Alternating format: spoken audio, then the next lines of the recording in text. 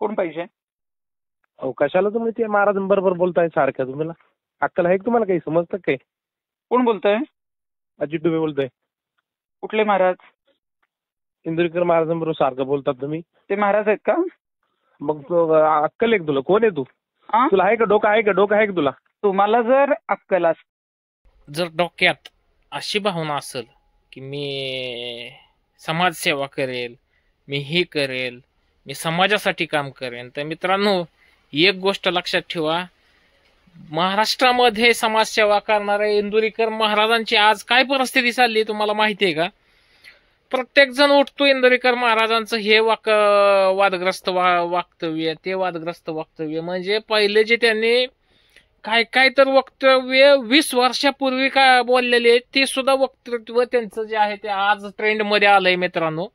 आणि त्यांना येतो त्या गोष्टीसाठी म्हणजे त्या गोष्टी फेस करावं लागत आहेत, ज्या गोष्टी त्यांना हे नाहीत त्या. म्हणजे थोडक्यात अशा गोष्टी एखाद्या माणसाच्या जीवनात जर चक्र फिरलं तर कसं फिरतं बघा मित्रांनो.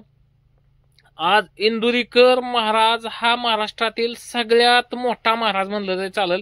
म्हणजे मोठा म्हणजे कसं की गर्दी जमा करण्यासाठी वगैरे जर का एक कीर्तन असलं तर महाराजांच्या कीर्तनाला इतकी गर्दी होते की आता तुम्हाला तर सांगायची गरज नाही मित्रांनो.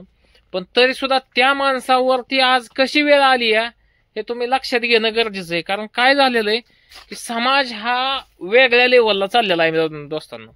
म्हणजे समाजाला कुठलंच गोष्ट ऍक्सेप्ट नाही. तुम्ही सहजासहजी कुठलीच गोष्ट समाजासाठी करू शकत नाही. तुम्हाला जर का तुमच्या डोक्यात असलं की आपण समाजावरती प्रेम म्हणजे माझं आहे, मी समाजासाठी काय नाही काय करणार, धडपडणार, तसं करणं ही सुद्धा तुमच्या बघा कितीही होतंय का. तर आज महाराजांची परिस्थिती इतका मोठा समाज प्रबोधनकार जर आज ह्या फेजवरती गोष्टी हे करत असेल, त्या माणसाच्या जीवनात इतक्या अडचणी येत असतील, तर तुम्ही विचार करा की आज लोकांची नैतिकता किती लेवल पर्यंत सुद्धा डाऊन झाली. इंदुरीकर महाराजांच्या पुरीच्या लग्नाचा साखरपुडा झाला, तर साखरपुड्याचा विषय काय तर त्याच्या पुरीच्या नवऱ्याने केलेला असतो दोस्तांनो.